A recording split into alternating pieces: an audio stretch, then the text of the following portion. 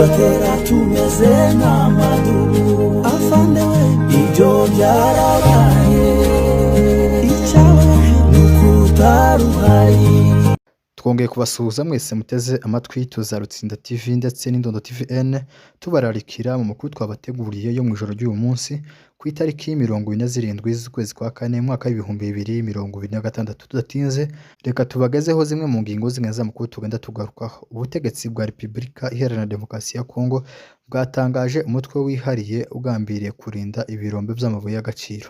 Umuyobozi wungirije w'ihuriro F23 Dr Freddy Kaniki yasabye imiryango mpuzamahanga kubahiriza uburenganzira bwa muntu muri Repubulika Iharanira Demokarasi ya Kongo. Andi makuru n'ubundi tuza gusorezaho, hari igitero kivugwa ko cazamutse ahitwa Bitariro kigambiye n'ubundi kuzaseruka za Bijavu. Ayo n'amakuru nabateguriye mu ijoro ry'uyu munsi, muze kubana natwe murakoze. Amakuru aceka tuyahere kuri uyu mutwe ugambiriye kurinda ibirombe by'agaciro mu bice bitandukanye muri Repubulika Demokarasi ya Kongo washinzwe n'ubundi n'ubutegetsi bwa Kinshasa.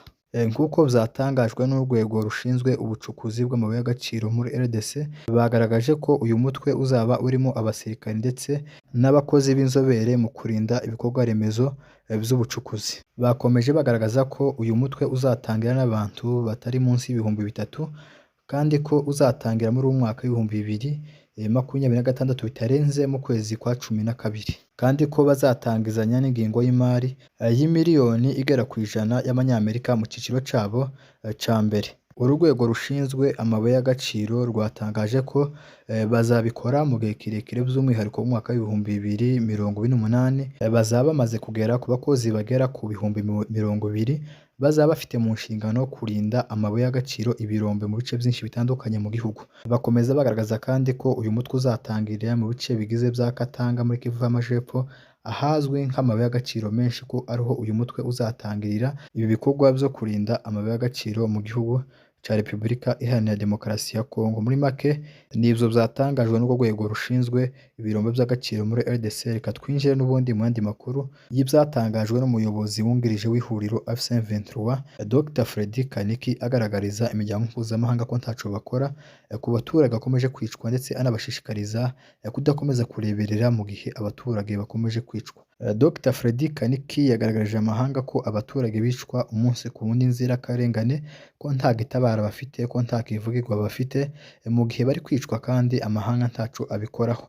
Akomeza agaragaza yuko abaturage bapfa umunsi ku wundi bicwa na za drone mu gihe bagabwaho ibitero byinshi bitandukanye mu misozi miremire murenge, cyane cyane mu gace ka Minembwe, ko ingabo zo ku ruhande rwa leta ya Kinshasa bakoze blokisi, kandi bakaba bakomeje kugenda barasaho ibisasu byinshi biremereye za drone ndetse n'izimunde z'ikoranabuhanga. Akomeza abyereka amahanga avuga yuko amahanga ntaco abikora, kandi ko akomeje kurebera, ndetse ahitamo no kunenga amahanga mu by'umwihariko ko ntaco bakora cyangwa se ko nta ruhare bagaragaza mu kuburizamo uyu mugambi wateguwe n'ibihugu, igihugu ca Kinshasa, igihugu ca Gitega, bakomeje kugomeza kugenda barasaza drone mu baturage. Uyu muyobozi nibyo yakomeje kugenda agaragariza amahanga, anabashishikariza kugira kuco bakora kuko abaturage bari mu bihe bitoroshe. Rero avuga yuko amahanga yahumuka akareba akamenya ukuri, akarengera abaturage bari mu bihe bitoroshe, bibakomeza kugenda bicwa umunsi ku wundi. Rero ibyo byatangajwe.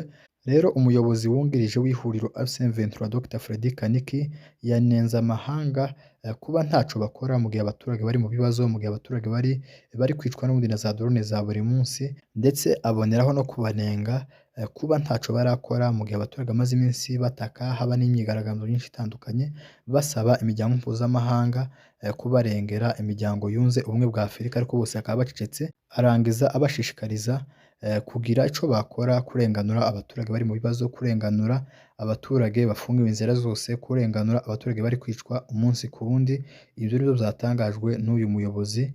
Rero reka dusimbukire ku yandi makuru avuga yuko hari ibitero byazamutse bigambiye n'ubundi gutera abaturage baherereye mu misozi miremire murenge muri Kivu y'Amajepfo. Tutaraja kuri ico gitero, uyu munsi murenge hiriwe agahenge mu gace ka Minembwe muri rusange, nuko ntandi makuru twakiriye y'ibitero, kuko ibitero byari bimaze iminsi bigabwa. Hari amakuru avuga yuko kwa gatandatu mu ijoro nibwo hagabwe igitero ari ku Cyumweru. Ico gitero kiza guhitana inka zibiri mu muhana w'Irundu, ariko ku rundi ruhande ku Cyumweru hiriwe neza, n'uyu munsi ku wa mbere hiriwe neza. Turabishima Imana kuko abaturage mu by'ukuri bagiye baca mu bihe bikomeye by'intambara, iyo babonye bwije nta sasu cyangwa se nta kompara rya drone ribarashemwo bumva baguwe neza. Rero iyi minsi ibiri turashima Imana yuko ikomeje kugenda itanga amahoro mu gace ka Minembwe cyangwa se muri Haut Plateau muri rusange. Rero reka dukomeze n'aya makuru ico gitero, kuko amakuru abivuga avuga yuko ku munsi w'ejo hazamutse igitero c'ingabo nyinshi, harimo ingabo za Kinshasa, harimo ingabo za Gitega, harimo P5 n'indi mitwe nyinshi yitwaje intwaro nka za FDLR. Ico gitero kivuga yuko cazamutse ahantu bita Bitariro kizarengera ahantu bita za Karunga na za Bijabo. Aho ngaho niho ico gitero kizaserukira kugira ngo gikomeze kigabe ibitero mu bice byinshi bitandukanye nko muco hagati, kigambira n'ubundi gukomeza gufunga inzira kuko abaturage hari igihe bacaga inzira z'urukatirizo bakaja gushakisha uwo munyoni wose kare mu bice vy'indondo. Ico gitero kigambiriye gutera muco hagati kugira ngo gifunge n'ubundi inzira abaturage bagenda bacamo zagwihishwa kugira ngo noneho barushirizeho gukomeza gufunga ziriya nzira nk'uko biri mu mugambi wa Kinshasa. Ico gitero kikaba kigizwemwo n'ingabo z'u Burundi, ingabo za FARDC, kandi kikaba ari igitero cinshi cazamutse gica aho ngaho za Bitariro kigambiriye kurengera za Karunga na za Bijabo.